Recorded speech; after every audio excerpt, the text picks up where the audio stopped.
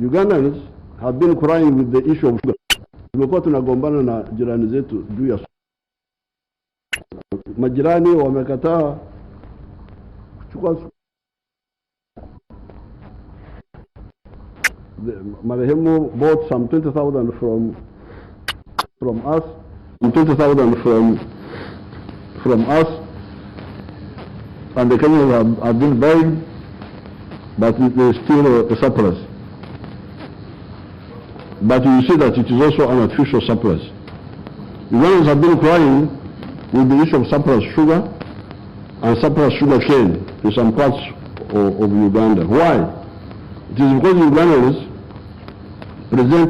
presently consume 380,000 tons of sugar per annum, while our production is currently 550,000 per annum. This is, however, sugar for chai only. Ndio wanazungumzia. Wanasema umelea sana wako na sukari ya chai. How about industrial sugar for use by Coca-Cola, for pharmaceutical industries, like children's syrups? You know, the children, when you give them medicine, you don't give them the one which is bitter. You give them syrups. That is from sugar. Lakini hawa Waganda hawajatengeneza hiyo sukari. Sukari wanazungumzia ni ile ya chai peke yake.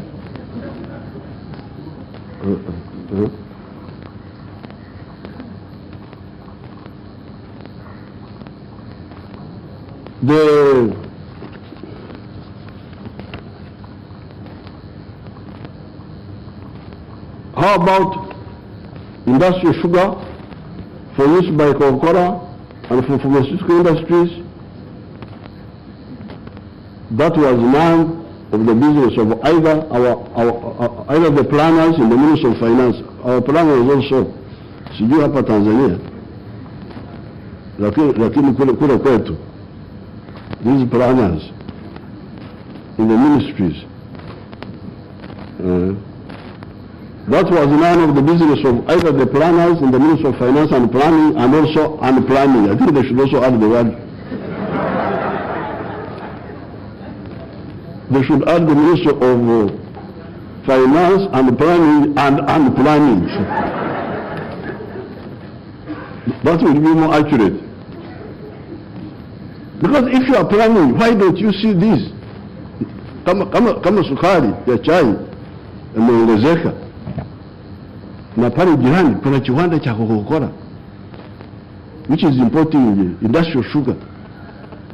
Why don't you plan? Say, and you don't have, the government doesn't have to do it. You just get a private sector person who support him, and he does what you want. So that's simple. So that's why I want to be more realistic and talk of Ministry of Finance and Planning and unplanning. Or even the business sector of Uganda. Consequently, while crying about surplus sugar, Uganda alone was importing 90,000 tons of industrial sugar. Hapa tunasema sukari imezidi. Upande ule we're importing 90,000 tons of industrial sugar. In order to make 90,000 tons of industrial sugar, we need to refine 100,000 tons. Now, I don't know how much industrial sugar East Africa imports per annum. So, if Uganda, who have now some surplus sugar, go into industrial sugar, they will supply the Uganda market, but also maybe the East African market also. Then so first of all, the internal market, strengthening it by more purchasing power, but also the deepening the industrialization. Then there is the regional market and the continental market. This is where you come in, you're the business people. You really need to work with the political class to unequivocally support both the economic and the political integration of East Africa and Africa. Since 1963, I've been a follower of Mwalimu Julius Nyerere on the issue of the political federation of East Africa.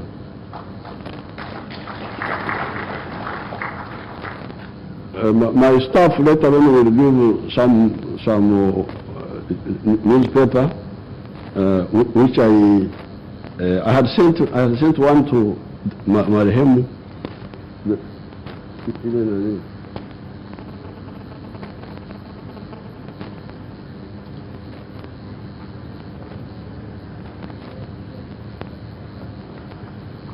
This was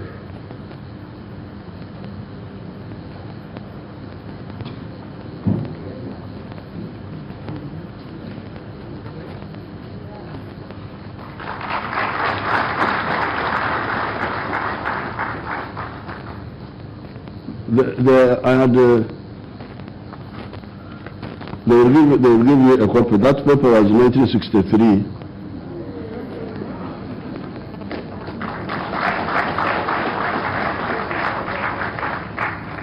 On the 5th of June, 1963, and you will see it.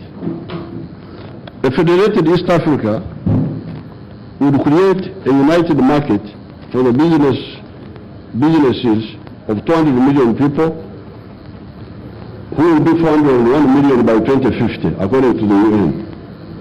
The political federation would also make it easier to handle issues of insecurity, such as the insecurity in Eastern Congo, Somalia, Mozambique, which affects even the countries that are stable, because we have not and we cannot build wars between these sister countries.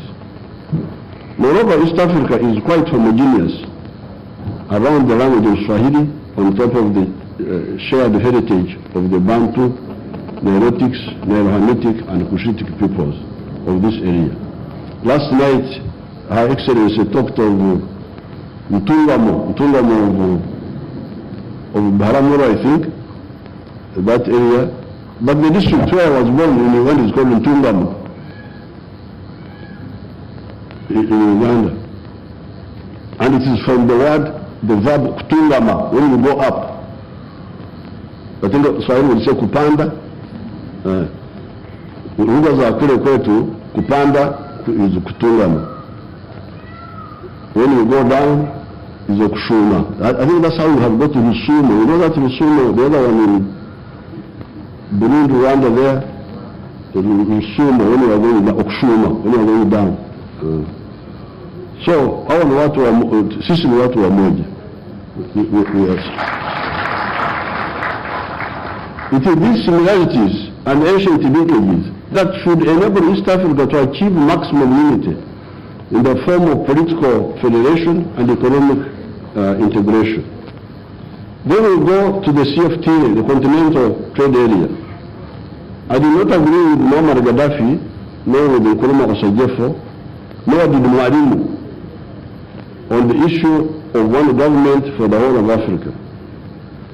At the continental level, we do not have the same similarities that we have in respect to East Africa and Central Africa.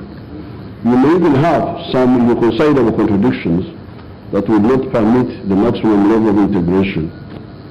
However, the common market of Africa is possible and desirable.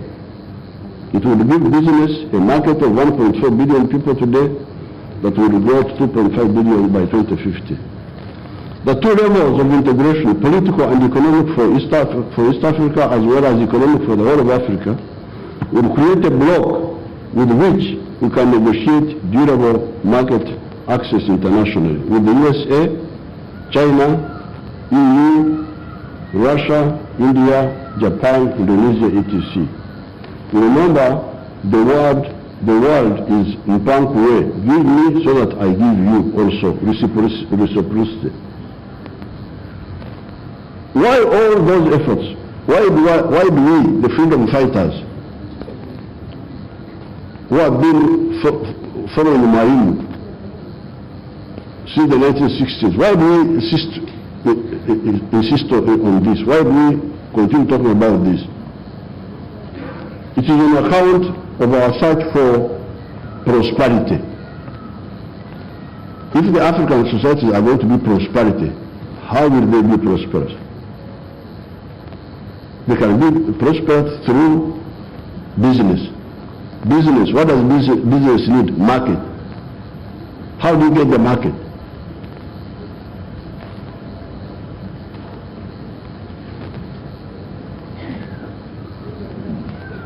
Create jobs, produce goods and services, a bigger government revenue, tax base,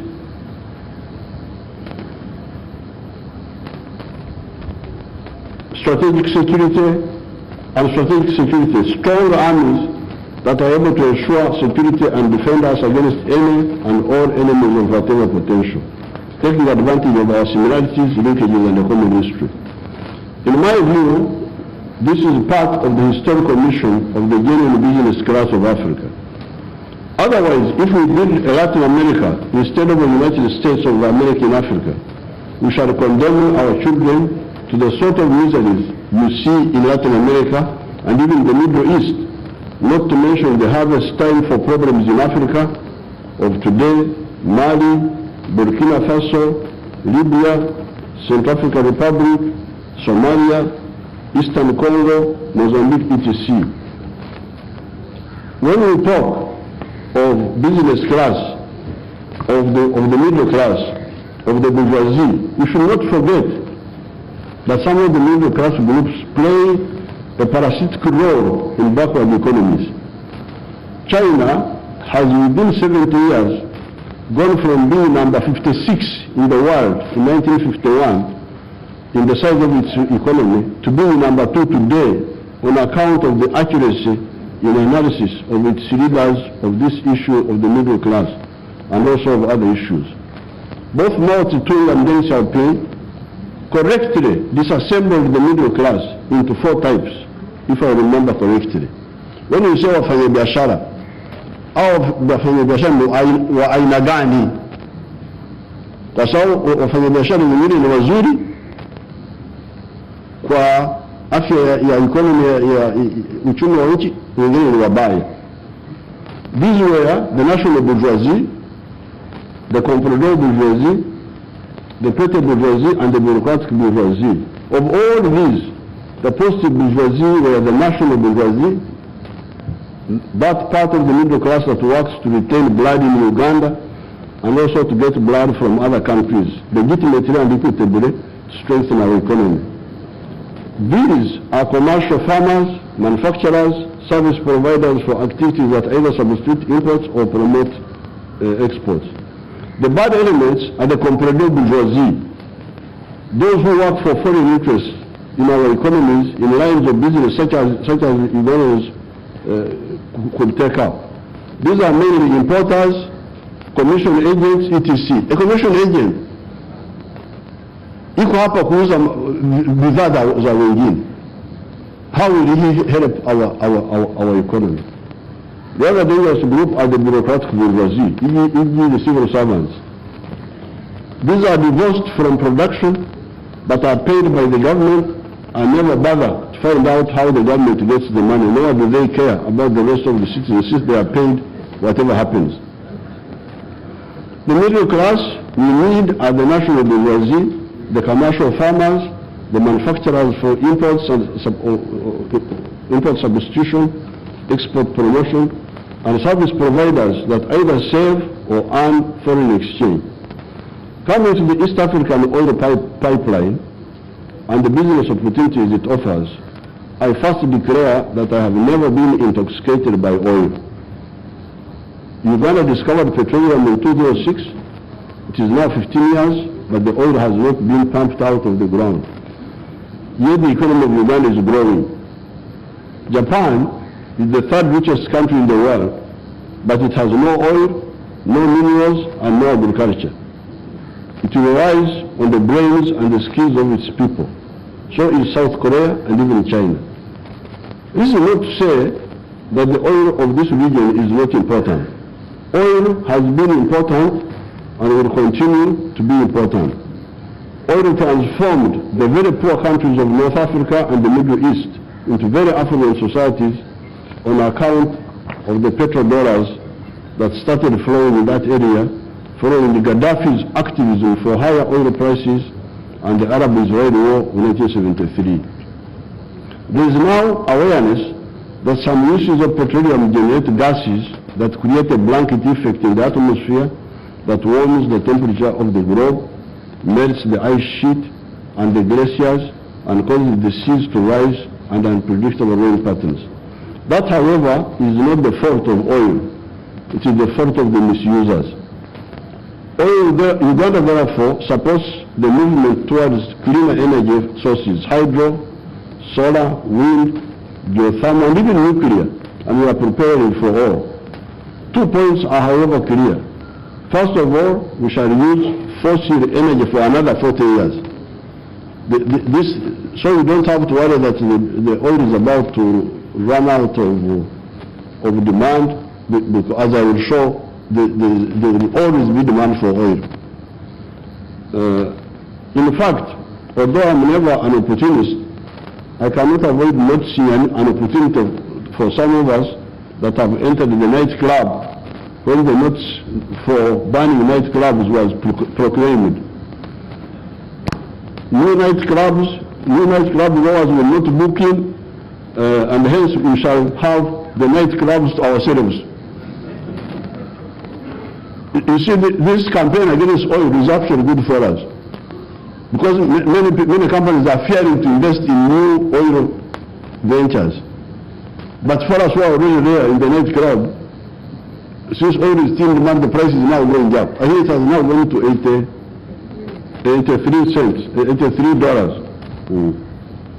Could this not be the reason for the price of oil going up? The climate salvation efforts are targeting correctly the use of coal for power generation and the internal combustion engines that should be replaced by electric engines. These are not the only uses of oil. There are safer uses of oil, and these are car tires. These synthetic tires are much stronger than the rubber ones. So even if they stop the use of petrol to drive cars, the need for car tires will remain. And the petroleum tires are much better than the ones of natural rubber. So that one will never go away. And it's likely to pollute. You can tell me whether it pollutes the atmosphere at all. Secondly, chairs and car seats. My people use another word which I cannot follow, upholstery or something like that. But me, I prefer to call them chairs. Car chairs made of oil. Polyester. Hii shati ambayo nimevaa 65% is polyester. Ukiwa nataka a shirt which is very strong and easy to clean, the one of 65 polyester, 35 cotton. Ndio nimevaa hapa.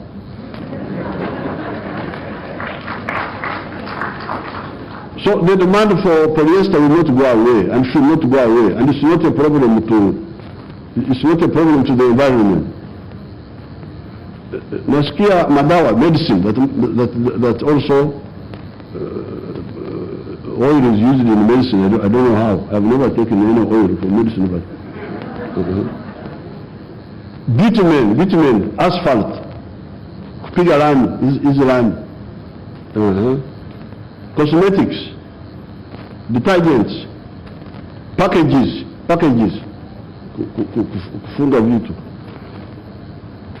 Here, the environment issue is no longer greenhouse gases, but waste disposal. If you can get a waste disposal, a good waste disposal policy, then the oil will be here forever. We shall stop using it to drive cars, because that's a bad use. But it will be used forever for all these purposes. Here, the environment issue is no longer greenhouse gases, but waste disposal. Can we not perpetually recycle some of those for reuse Can't we go on with recycling them? They can answer that. Therefore, Tanzanians, Ugandans, all the global citizens, the East African pipeline business is a good, durable business.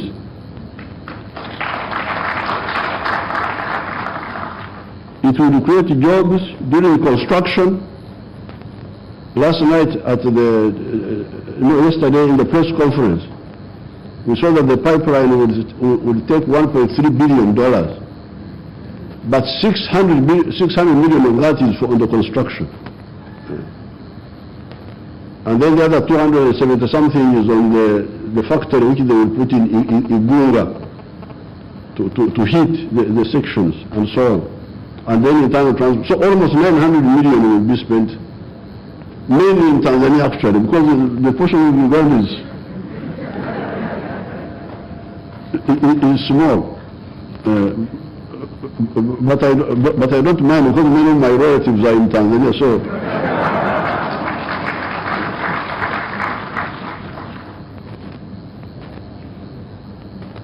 Other service providers will also be able to supply. Now, the crying of Yoweri,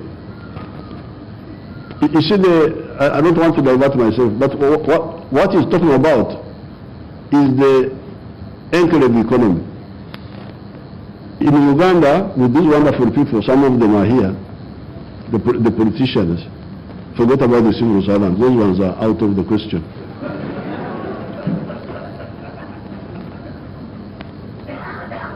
Kwa sababu hawajasikia, do you call it injili, the gospel?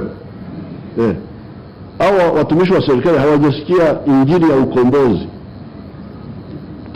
So I don't even quarrel with them because they are not part of me. Watu nagombana nao ni wanasiasa wenzangu who are part of the movement, who should have known. Because you see, like for instance, until 7 years ago, 68% of the homesteads in Uganda were in what they were calling subsistence economy. Uchumi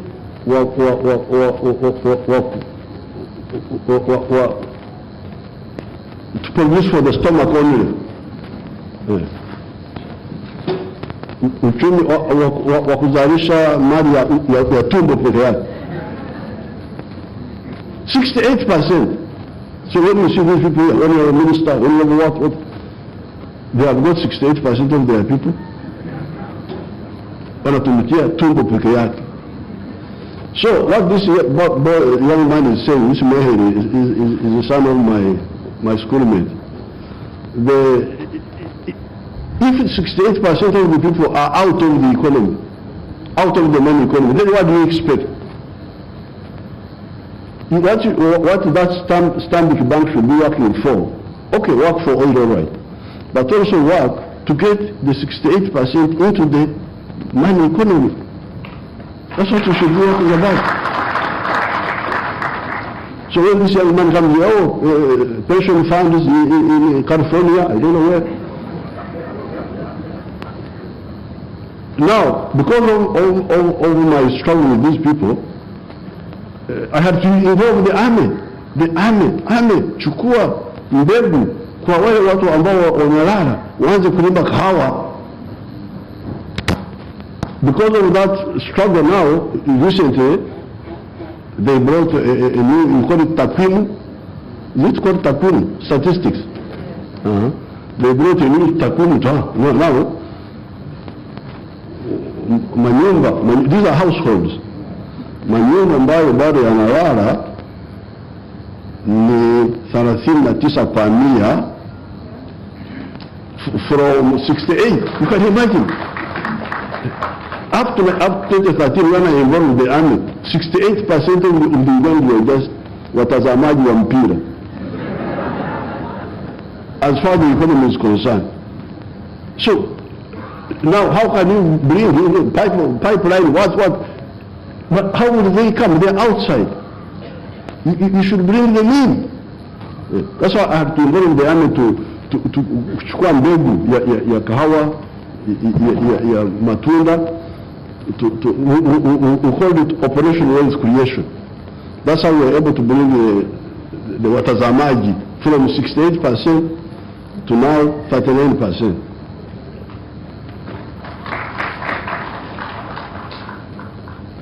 So I think we should look at that along all this whole pipeline. That's what I was discussing with High Excellency yesterday about mifugo, kwa mfano. Because 1986,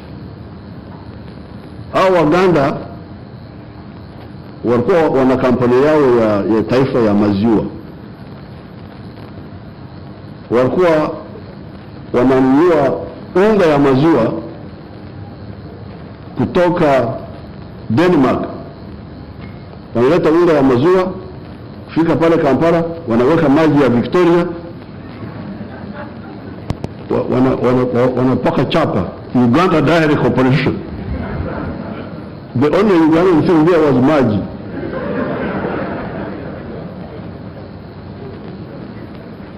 But because of the struggle now, you hear that they have more milk now, surplus, so what they call surplus milk. So I think here along this route, if we are people who are just asleep, we should wake them up to produce maziwa, so maziwa chakula, so they sell to these to our wafanyakazi. I'm about to finish. I'm very sorry, Your Excellency, but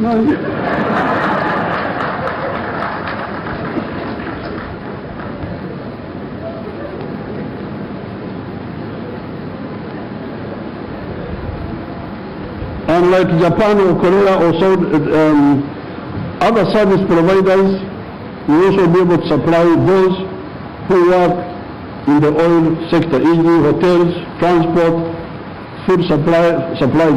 Unlike Japan or Korea or Saudi Arabia, who either do not have oil or only have oil, East Africa has got everything. Agriculture, minerals, forests, oil, gas, etc. Once the environmental concerns are addressed, the sky is the limit. I thank everybody for giving me the opportunity to put forward a long-held Pan-African view. Thank you so much.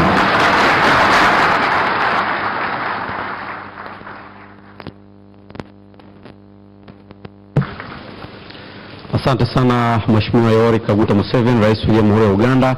Kwa mara nyingine tena niombe tumpigie makofi Mheshimiwa Rais.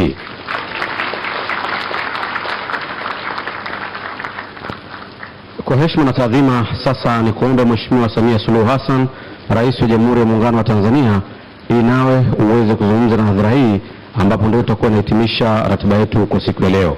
Ni kuomba Mheshimiwa Rais, tafadhali.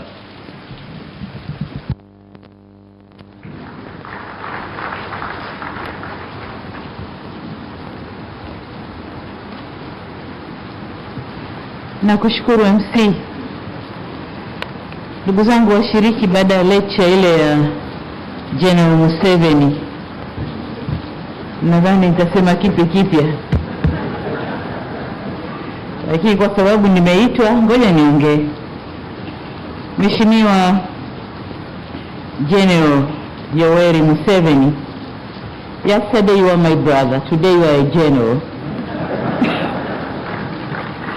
Rais wa Jamhuri ya Uganda, Mheshimiwa Waziri Mkuu wa Tanzania, waheshimiwa mawaziri mliopo toka Tanzania na Uganda, waheshimiwa makatibu wakuu mliopo hapa toka nchi zetu mbili, waheshimiwa mabalozi na wakuu wa mashirika ya Umoja wa Mataifa mliopo, jamii ya wafanya biashara kutoka Tanzania na Uganda, viongozi mbalimbali mliopo,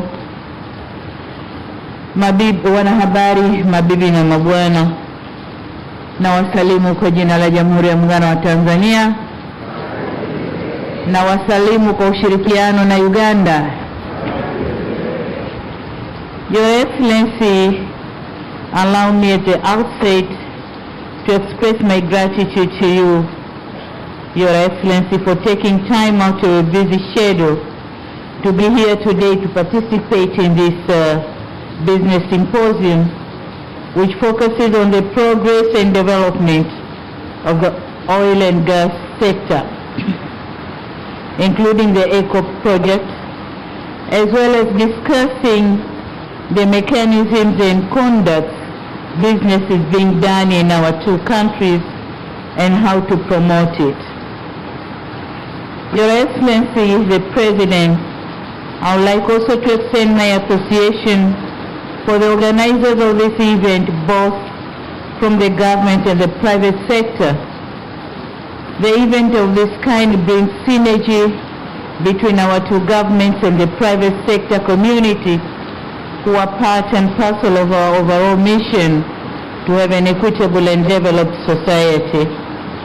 We in Tanzania are very happy with your constant push and unwavering support and commitment to the realization of the strategic Eastern African crude oil pipeline project for the mutual benefit of our two countries.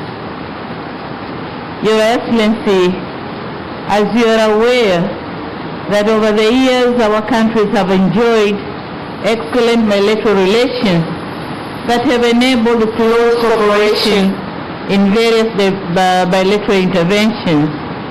Our relationships and cooperation have remained even stronger during this challenging period of COVID-19 pandemic.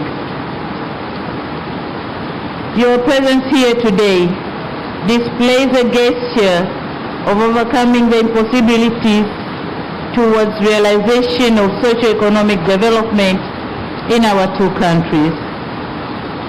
Your Excellency, we thank you for the incredible lectures you have delivered here today. That was incredible. You have taken us years back in universities when we were taught on the basic economics, capitalism and economic development in Europe and America. That was our topic in university, early years in the university. But then you have taken us through the new economic order, technologies and issues and environment. So we thank you very much for that incredible lecture. Your Excellency the President, let me also thank you for the progress that we have achieved towards implementation of the ECO project since your last visit here in Dar es Salaam, and that was May 20th this year. A number of key milestones have been achieved toward the implementation of the project. Since then, we have received the stronger support from the Ugandan government to implement key issues that underpin the development of the project. I was curiously listening to the presentations of what was discussed yesterday, and I'm happy to note that our experts have agreed to explore more areas of cooperation in the sector. ECO project will mean less if other areas of mutual cooperation are not exhausted for mutual interest.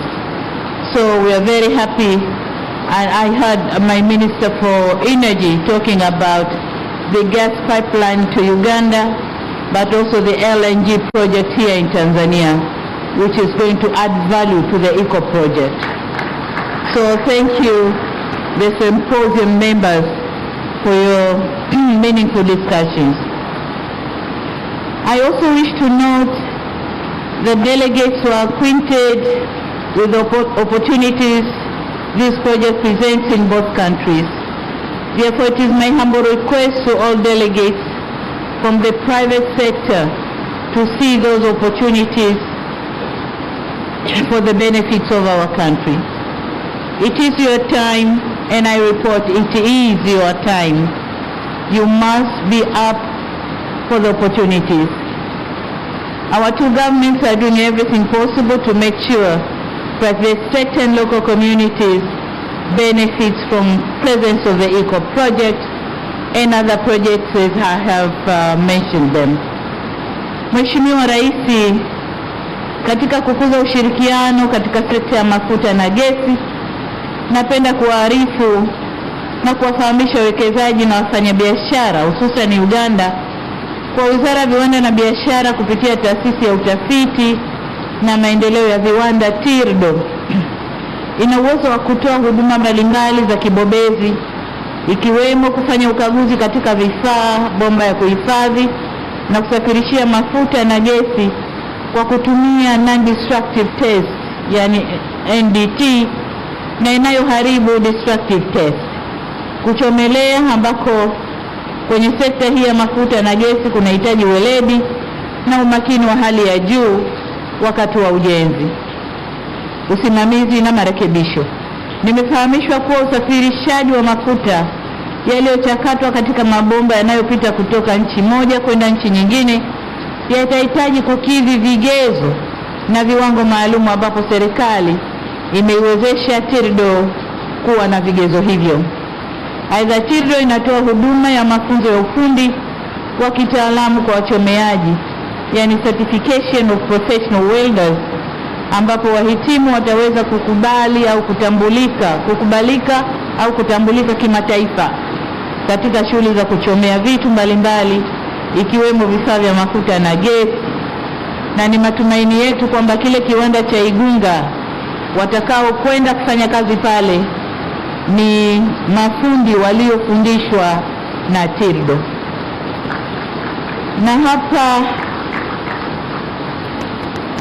Mheshimiwa Rais, kwa kuwa hili ni kongamano la wafanyabiashara, hatuna budi kuzungumzia uwekezaji katika nyanja nyingine ili kufanya biashara ya mafuta iendane na biashara nyingine. Katika eneo la uwekezaji, Tanzania na Uganda tumejitahidi, lakini bado jana tulikubaliana kwamba hatujafanya vizuri sana, tuendelee kujitahidi. Lakini tunapozungumzia uwekezaji, ni lazima uendane na maendeleo endelevu ya kiuchumi na mifumo inayoimarishwa katika kujenga uwezo wa uzalishaji wa ndani wenye kuunganisha juhudi za kila sekta ya uchumi, yani forward and backward linkages, kumudu kwa kiwango kikubwa cha mahitaji ya soko la ndani na ushindani wa bidhaa kutoka nje. Nchi zetu zimejaliwa kuwa na rasilimali au maliasili nyingi ambazo hazijatumika ipasavyo. Amesema Mheshimiwa Rais hapa, kuwa na rasilimali au maliasili nyingi sio lazima uwe tajiri. Kwa sisi tunazo nyingi, lakini hatuko matajiri kwa sababu hatujazitumia ipasavyo kwa madhumuni ya kukuza uwekezaji. Hivyo basi ni muhimu kuendelea kuvutia uwekezaji katika nyanja mbalimbali ikiwemo viwanda vinavyotumia malighafi za ndani, hususan kwenye sekta za kilimo na maliasili, viwanda vinavyozingatia fursa za kijiografia, viwanda vinavyotumia nguvu kazi zaidi ili kuzalisha ajira, viwanda vinavyoendana na ukuaji wa miji, viwanda vitakavyozalisha bidhaa kukidhi mazingira ya biashara na kuwekeza zaidi kwenye rasilimali watu, na viwanda vinavyozaa viwanda vingine. Viwanda hivyo ni kama vile vya mbolea na kemikali kama alivyovitaja Mheshimiwa Rais hapa, vinavyotokana na byproducts za mafuta lakini pia gesi. Mheshimiwa Rais, kwa upande wa Tanzania, nafarijika kusema kwamba jitihada tulizochukua katika kipindi kifupi cha takriban miezi 8 zimeweza kuleta chachu ya kuongezeka kwa uwekezaji nchini, na kumekuwa na kuongezeka kwa usajili wa miradi ya uwekezaji na kuongezeka kwa idadi ya ajira zinazotarajiwa kutokana na miradi iliyoandikishwa. Maboresho na jitihada yamepelekea pia kupungua muda wa upatikanaji wa vibali vya kazi kwa kuondoa urasimu, na hivi sasa hata ndani ya siku moja mwombaji anaweza kupatiwa kibali kupitia mfumo wa kielektroniki, yani e-permit. Mfumo huu unaruhusu pia upatikanaji wa kibali cha ukaazi, resident and work permit, katika kadi moja. Kabla ya hapo kibali kilikuwa kinachukua miezi 6 au zaidi. Maombi mengi yalikuwa yanakataliwa baada ya muombaji kulipa a non-refundable fee. Hasa tumehisi hii haiko sawa, tumerekebisha na sasa mambo yanakwenda vizuri. Tumefanya pia marekebisho ya sheria ya kuratibu ajira za wageni, ambapo kwa sasa sheria inaruhusu mwekezaji kuingiza wataalamu hadi 10 kutoka idadi ya 5 ilivyokuwa kabla Oktoba 2021. Vile vile tumeanzisha kituo cha mawasiliano kwa uwekezaji katika kituo cha uwekezaji Tanzania, yani Tanzania Investment Call Center, ili kuhakikisha uundwaji wa mfumo wa ufuatiliaji malalamiko ya uwekezaji na kuwapatia taarifa sahihi. Kituo hiki kimeanzishwa na kinafanya kazi kwa ufanisi. Tunaendelea kufanya maboresho muhimu ya kimuundo na kisheria ili kuhakikisha urahisi wa kuanzisha na kufanya biashara na uwekezaji hapa nchini. Mheshimiwa Rais na ndugu wafanya biashara, pia tumeimarisha jitihada zetu za kutenga na kuendeleza maeneo maalum ya kiuchumi ili kurahisisha uwekezaji mkubwa katika sekta ya viwanda, kilimo, teknolojia na usafirishaji. Katika kufanikisha hayo yote, tutajenga na kuimarisha sekta binafsi ili ikue na kuweza kuakisi utashi wa kisera na malengo ya kitaifa. Hivyo sambamba na haki zinazotolewa, sekta binafsi ina wajibu wa kutekeleza majukumu yatakayoleta tija na kuweza kuendesha biashara kwa kufuata sheria, kanuni na taratibu za nchi, na hatimaye kuweza kulipa kodi na ada stahiki za serikali. Uzoefu unaonyesha kuwa nchi nyingi duniani zimefikia viwango vya juu vya maendeleo kutokana na kutenga maeneo mbalimbali ya uwekezaji kupitia skimu mbalimbali kama vile Special Economic Zones, Export Processing Zones na nyingine za aina hiyo, kwa ajili ya kuhakikisha uwekezaji unakuwa kwa kasi na kukuza mauzo ndani na nje ya nchi. Tutaendelea kuhakikisha tunamaliza au kuondoa kabisa vikwazo vyote visivyo vya kikodi, yani non-tariff barriers, kuhakikisha usalama wa mitaji pamoja na uhakika wa kutengeneza faida kwa wawekezaji wanaowekeza Tanzania. Na kwa wafanya biashara wa Uganda, niwaambie kwamba hivi karibuni tutafungua ofisi ndogo ya mamlaka ya bandari mjini Kampala ili kusogeza huduma hizi karibu na nyinyi. Waswahili wanasema mteja ni mfalme, kwa nasi tunasogea kwa mfalme wetu Uganda. Lakini ndani ya ofisi hiyo tutaweka afisa kutoka kituo cha uwekezaji, ambao kwa wale wawekezaji watakaopenda kuja Tanzania wapate taarifa wakiwa pale. Mheshimiwa Rais, naomba sasa nitumie fursa hii tena kuwashukuru waandaaji wa kongamano hili pamoja na washiriki. Ni matumaini yetu kwamba kupitia kongamano hili litachochea zaidi uwekezaji na biashara kati ya nchi zetu mbili. Hivyo naomba kuhamasisha wawekezaji kutoka Uganda kuja Tanzania na Watanzania waende Uganda, kwa sababu tumesema hapa kwamba mipaka iliyopo iliwekwa na wale watu kwa madhumuni ya utawala, lakini sisi tunaweka mipaka mipya ya mabomba ya gesi, ya mafuta, ya umeme, ya viwanda. Hiyo ndio mipaka yetu sasa. Kwa hiyo wafanya biashara mwe huru kwenda huko na kwenda huko. Mmoja wenu alisema hapa kwamba makongamano kama haya yaendelee, na ni kweli yaendelee, kwa sababu kule nyuma mlikuwa mnavutana, watu wa serikali huku, serikali kule, wafanya biashara na wafanya biashara. Badala ya kukaa na kuangalia vikwazo ni vipi na vipi tutaondosha, mlikuwa mna stick to vikwazo na kuvutana, kuwekeana kauzibe, asije na nyinyi msiende. Hiyo haisaidii upande wa Uganda wala Tanzania.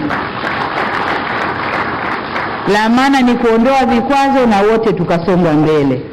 Kwa hiyo niwaombe mkutane tena mara nyingi, na jana nimewataka, mimi na Mheshimiwa Rais tumewataka watu wetu wa serikali, mawaziri, wakutane haraka kwenye ile tume yetu ya pamoja ya ushirikiano, waangalie changamoto tulizozizungumza jana ziondoshwe, ili nanyi wafanya biashara muweze kukaa kwenye nani zenu mkijua kwamba serikali imeondosha vikwazo, nanyi muondoshe vya kwenu, ili muweze kufanya kazi kwa haraka na tuone matokeo ya haraka.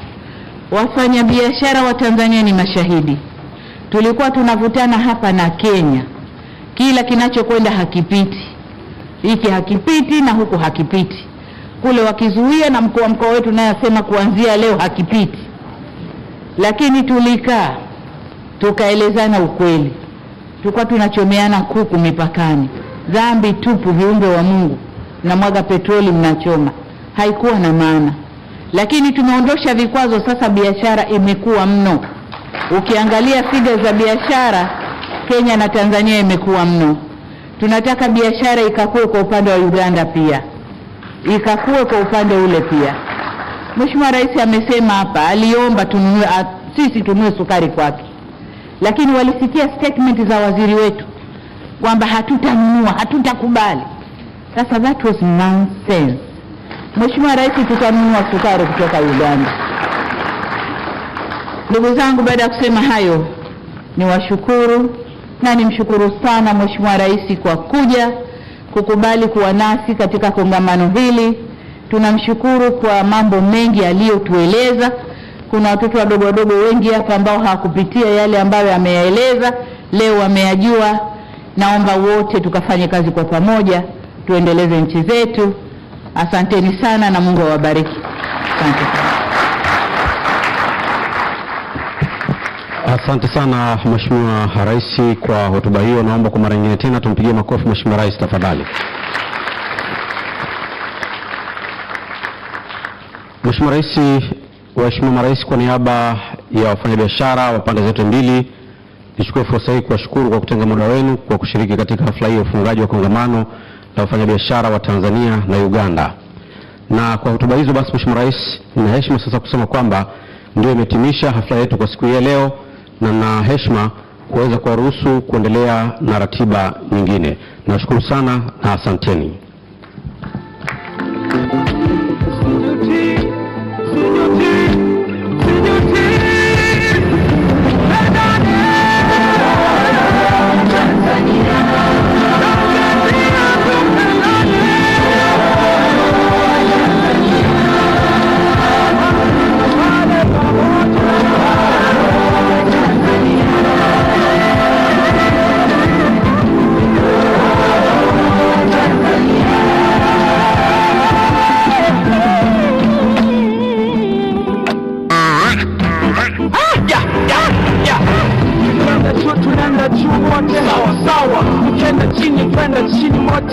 Sawa, shika langu na shika la kwako sawa.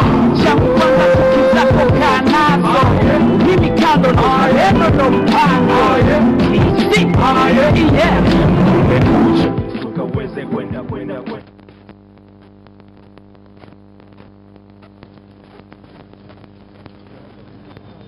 mbalimbali katika kuleta ustawi wa nchi hizi mbili.